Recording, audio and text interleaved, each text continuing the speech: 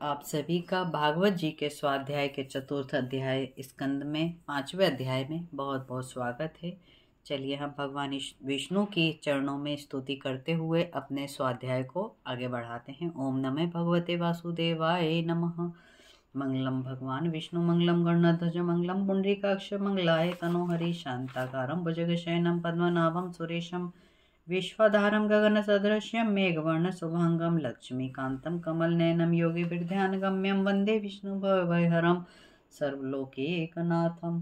कृष्णाय वासुदेवाय हरये परमात्मने प्रणतक्लेशनाशाय गोविन्दाय नमो नमः। 5वें अध्याय में वीरभद्र द्वारा दक्ष यज्ञ विध्वंस और दक्ष को मारने का वृतांत हम श्रवण करेंगे। वीरभद्र ने जायकर कियो दक्ष यज्ञनाश, शिवद्रोही का जगत में होवे इस विधिहास।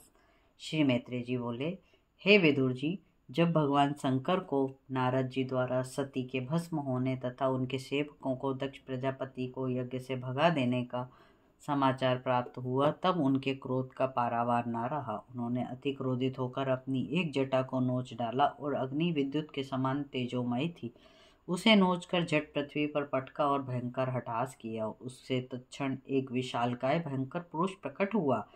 उसका शरीर इतना लंबा चौड़ा था कि वह आकाश को छूता था। उसके सहस्त्र भुजाएं थी, उसका श्याम रंग था, अग्नि के समान जलते हुए 3 नेत्र थे। उस पुरुष की दाढ़ें विकराल और अति तीक्ष्ण थी। उसकी लाल लाल जटाएं अग्नि के समान थी, कंठ में मुंडमाला और हाथों में अस्त्र शस्त्र थे। उसने प्रकट होकर भगवान भूतनाथ से पूछा, हे देवादिदेव, मुझे क्या आज्ञा है? तब भगवान शंकर ने कहा, हे वीरभद्र, तुम मेरे अंश से प्रकट हुए हो, इसलिए मेरे संपूर्ण पार्षदों का अधिपति होकर शीघ्र ही दक्ष प्रजापति के यज्ञ में जाकर उसे नष्ट भ्रष्ट कर दे।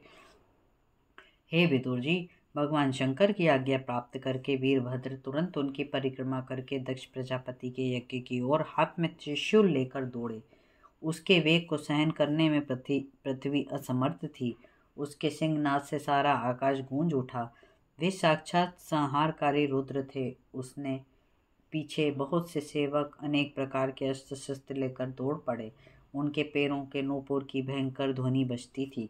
जब दक्ष प्रजापति की यज्ञशाला में बैठे हुए सब ऋत्विज ब्राह्मण अन्य सदस्यों ने सामने से आते हुए प्रलयकाली भूमंडल को देखा तो वे आश्चर्य में डूब गए। यह आंधी कहाँ से आई?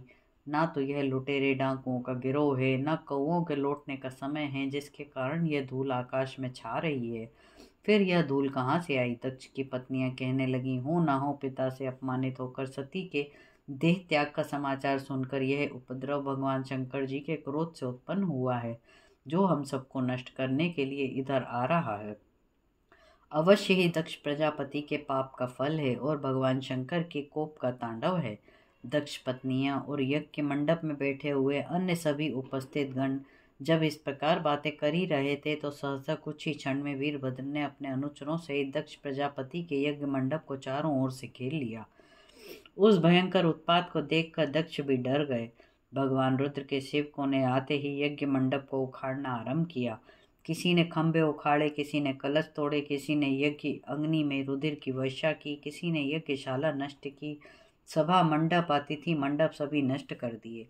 यज्ञ अग्नियों को बुझा दिया, किसी ने वेदी भ्रष्ट कर दी, किसी ने स्त्रियों को डराया, किसी ने मुनियों को डराया, किसी ने भागते हुए देवताओं को पीटा। मणिमान पार्षद ने भृगु ऋषि को पकड़ लिया।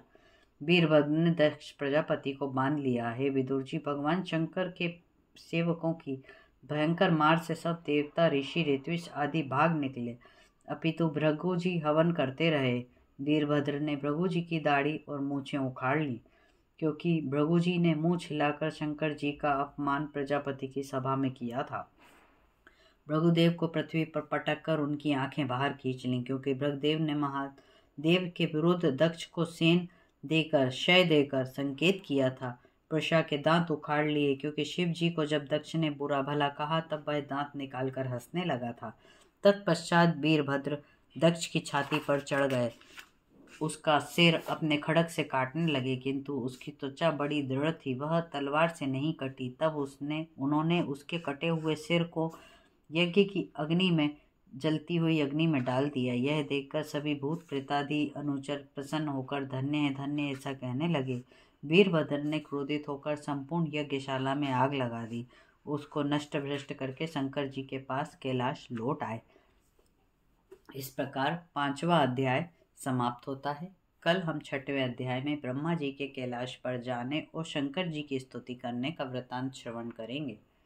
कर्पूरगौरं करुणावतारं संसारसारं भुजगेन्द्रहारं सदा वसन्तं हृदयारविन्दे भवं भवानी सहितं नमामि सर्वमङ्गलमाङ्गल्ये शिवे सर्वार्थसाधिके शरण्ये त्र्यम्बके गौरी नारायणी नमोस्तुते।